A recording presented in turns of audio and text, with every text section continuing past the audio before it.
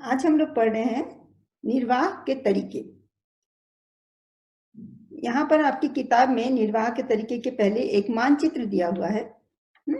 इसमें विकसित हड़प्पा संस्कृति के कुछ क्षेत्रों को दिखाया गया है जहां पहले आरंभिक हड़प्पा संस्कृति का अस्तित्व था।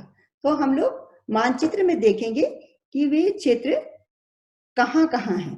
तो हम लोग सामने आपके मानचित्र है, पेज नंबर 2 में आप देख सकते हैं एक मानचित्र दिया हुआ है। उसमें आप पश्चिम की तरफ देखिए, सूत का गेंडोर।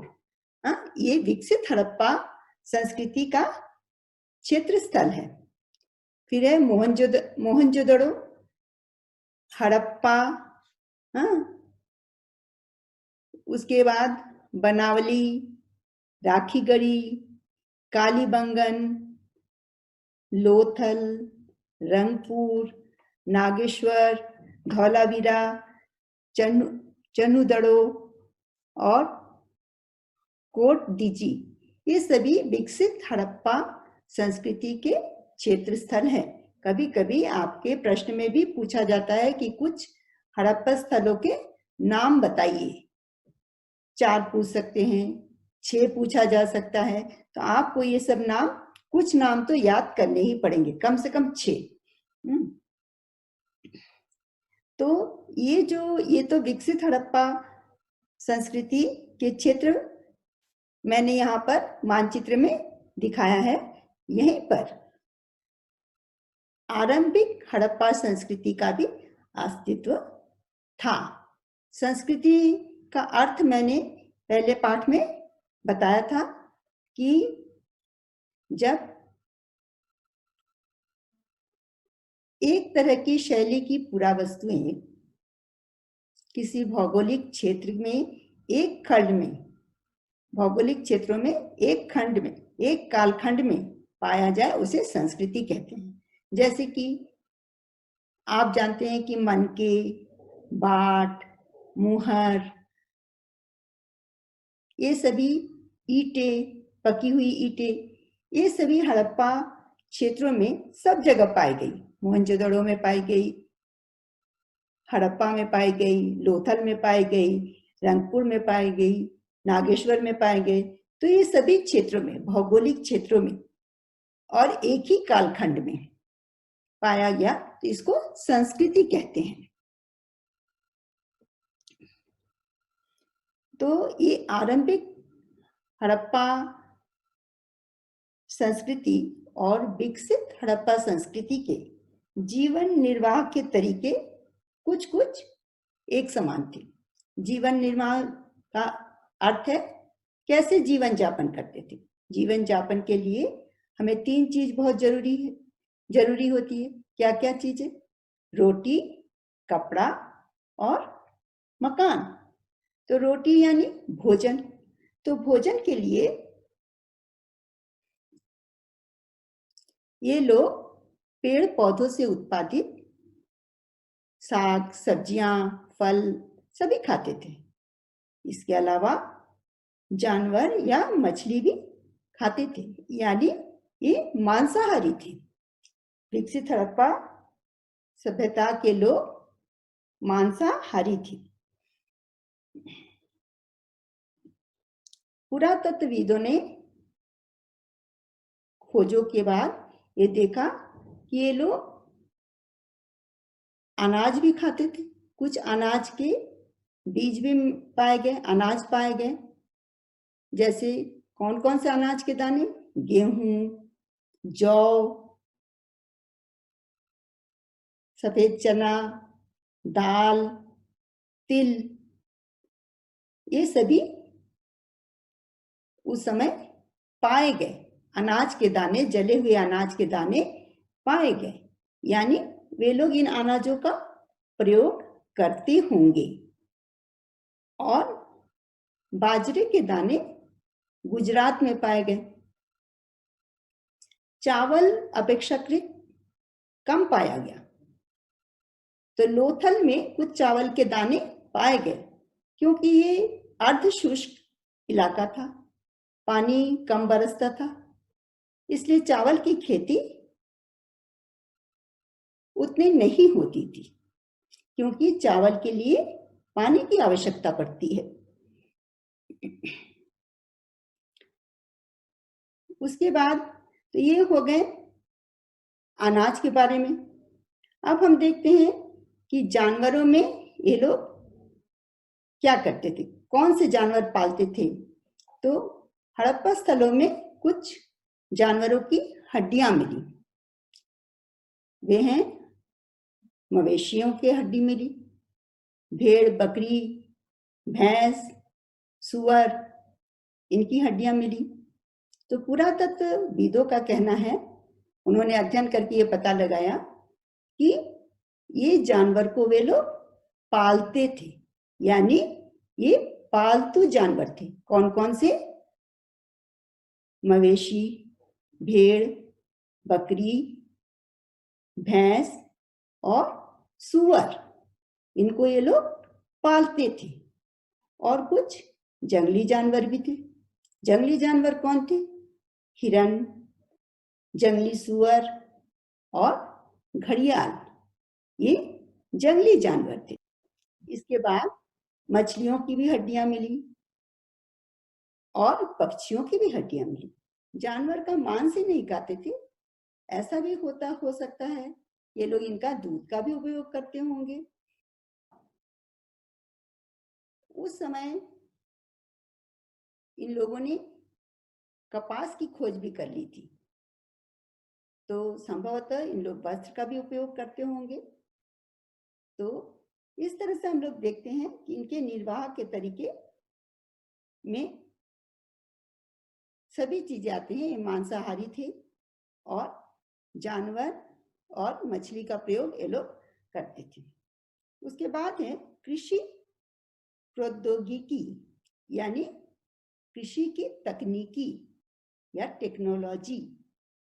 मतलब कृषि इन लोग करते थे। अब दाने जब मिले तब इसका अर्थ है ये लोग इन फसलों को जरूर उगाते होंगे। तो उगाते थे तो कैसे कृषि करते थे ये लोग? तो कुछ मुहर मिले जिन पर बैल के चित्र मिले, यानी वे लोग बैल से परिचित थे। और यहाँ पर आपकी किताब में एक चित्र दिया हुआ है जिसमें पकी मिट्टी से बना वृषभ का चित्र। वृषभ यानी बैल। तो यानी वे लोग बैल से अच्छी तरह परिचित थे और ये अनुमान लगाया जा सकता है कि बैलों का प्रयोग ये लोग खेत जोतने के लिए करते थे। चोलिस्तान जो कि पाकिस्तान में है अभी, और बनावली हरियाणा में, वहां से मिट्टी के हल के प्रतिरूप मिले। प्रतिरूप यानी मॉडल, मतलब हल तो बड़ा होता है, उसका ही छोटा सा रूप बना के, जैसा हल होता है वैसा ही बना के, मिट्टी का हो या लकड़ी का हो, बना दिया जाता है, उसको बोलते हैं प्रतिरूप। तो इससे इन साक्ष्यों से पता चलता है कि इन लोग हल का प्रयोग करते थे। इसके अतिरिक्त राजस्थान कालीबंगन, कालीबंगन आप नाम याद रखिए, कालीबंगन जो राजस्थान में है, वहां पर जुते हुए खेत के साक्ष्य मिले हैं। इसका मतलब खेतों की जुताई होती थी। और ये जुते हुए खेत कैसे थे? दो रेखाएं समकोण पर काटती थी, यानी ये लोग एक साथ दो फसल उगाते थे। और फसल को काटने के लिए औजारों की जरूरत होती होगी। फसल तो उगा लिया, अब उसको काटने की भी तो जरूरत है, तो उसको काटने के लिए औजारों की जरूरत पड़ती होगी। तो औजार कैसे बनाते थे? लकड़ी के हत्थे होते थे, उसमें पत्थर के फलक लगा लिया या धातु के कुछ नुकीले चीज लगा लिया, जिससे लोग कुदाल का काम करते थे या अनाजों को काटते भी थे। तो हड़प्पा स्थल अधिकतर अर्धशुष्क इलाकों में थी, जहां कृषि के लिए सिंचाई की आवश्यकता पड़ती थी। तो सिंचाई या तो नदी के पानी से किया जाता होगा, और जहां नदी की सुविधा नहीं थी वहां वे लोग नहर काटते थे। नहर यानी नदी तो प्राकृतिक चीज है, और नहर जो है वो कृत्रिम चीज है, उसको बनाया जाता है, काटा जाता है। नदी बड़े नालों की तरह, उसको नहर कहते हैं। तो अफगानिस्तान में सुर्तुघई ये आप लोग ध्यान से देखिएगा। सुर्तुघई नामक स्थान पर नहरों के अवशेष मिले, यानी नहर से सिंचाई होती थी। इसके अलावा कुएं बहुत ज्यादा मात्रा में पाए गए। इसके अलावा धौलावीरा, और एक जगह है धौलावीरा, गुजरात में। कहाँ है? गुजरात में धौलावीरा में एक बहुत बड़ा जलाशय यानी तालाब, बहुत बड़ा जलाशय था। और इसमें क्या होता था? इसमें पानी को संचय करके रखा जाता था, स्टोर करके रखा जाता था। जब जरूरत पड़ती थी तब इससे पानी को उपयोग में लाया जाता था। इस तरह से हम लोग देखते हैं कि ये लोग कृषि के क्षेत्र में बहुत ही अग्रसारित थे, है ना, क्योंकि लोग हल्का प्रयोग जानते थे। जो दो फसल एक साथ उगाते थे, नहर बना लिए थे, हाँ, सिंचाई के लिए पानी स्टोर करके रखते थे। तो इस तरह से इनकी जो तकनीक थी बहुत अच्छी थी। यहाँ पर आपके पेज 4 में, किताब में देखिए, पेज 4 में 1.4 में धातु के कुछ औजारों के चिन्ह दिए गए। जैसा कि मैंने कहा कि लकड़ी के हत्थे में इन लोग पत्थर के फलक लगाते थे या धातु के औजार लगा के इनको कटाई के काम में लाया जाता था। आप अपनी किताब में चित्र को देखिए। और नीचे और एक चित्र दिया हुआ है, ये मैंने जो अभी कहा धौलावीरा जो गुजरात में है, जलाशय है, उसका चित्र दिया गया है। ये दोनों चित्र आप ध्यान से देखिए और याद रखने की कोशिश कीजिए। तो आपने यहाँ पर कुछ नाम जो देखे हैं, जो पढ़े हैं, उसको मैं फिर से एक बार आपको याद दिला रही हूं। जैसा है चोलिस्तान और बनावली, क्या पाया गया? यहाँ पर हल्के प्रतिरूप मिले। चोलिस्तान और बनावली में हल्के प्रतिरूप मिले। कालीबंगन में जुते हुए खेत के साक्ष्य मिले।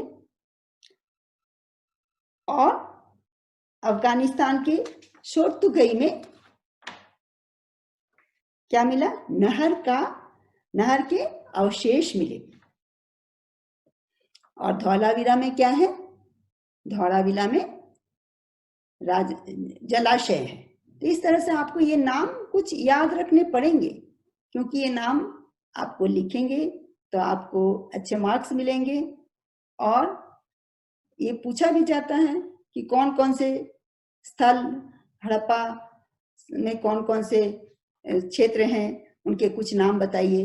तो आप इन नामों को अगर याद रखिएगा तो उस समय आप लिख सकते हैं। इसके बाद आता है कि जैसे इन लोग अनाज तो उगा लिए, अब अनाज पीसने की जरूरत है। अनाज तो गेहूं उगा लिया तो गेहूं को तो कच्चा नहीं खा सकते हैं, जौ उगा लिया, जौ को कच्चा नहीं खा सकते हैं, इसको पीसना पड़ेगा। तो पीसने के लिए कोई यंत्र चाहिए, और कोई चीज मिलाने के लिए, मिश्रण बनाने के लिए या खाना बनाने के लिए बर्तन की आवश्यकता होती है। तो वो बर्तन क्या चीज से बनते थे? पत्थर के, मिट्टी के या धातु के, किसी भी तरह से ये बर्तन बनाए जाते थे। मोहनजोदाड़ो में जो खनन हुआ वहां पर बहुत सारे चक्कियों, अवतल चक्कियां पाई गई। तो ये अवतल चक्कियां कैसी होती थी? ये ठोस होती थी और कंकरीले और कठोर मिट्टी से बनाई जाती थी। इसका जो निचला पोर्शन था, जो तल था, वो थोड़ा उत्तल होता था, इसलिए इसको बैठाने के लिए कि ये हिले ना, इसको मिट्टी में जमा के या जमीन पर जमा कर रखा जाता और इसके ऊपर एक छोटा पत्थर आगे पीछे करके पीसा जाता था। इसके अलावा और एक चीज होती थी जिसको तरी बनाने के लिए या जड़ी बूटी या मसाला कूटने के लिए प्रयोग किया जाता था, उसको सालन पत्थर कहा जाता था। इस तरह से यहाँ पर आपका चित्र दिया गया है 1.6 में, अवतल चक्की का चित्र दिया गया है आपकी किताब में। तो इस तरह से हम लोग देखते हैं कि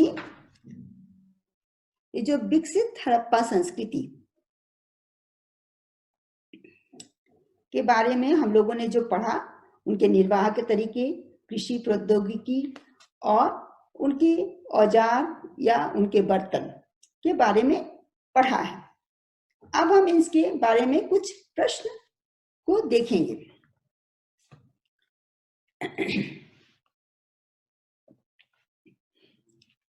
इसमें कुछ प्रश्न आते हैं, जैसे हड़प्पा के लोगों के भोजन या खाद्य पदार्थों के नाम लिखें। तो क्या है? बहुत आसान है। पेड़ पौधों से उत्पादित खाद्य लोग खाते थे।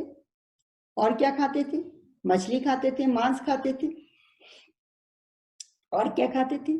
गेहूं, जौ, दाल, सफेद चना, ये सब खाते थे।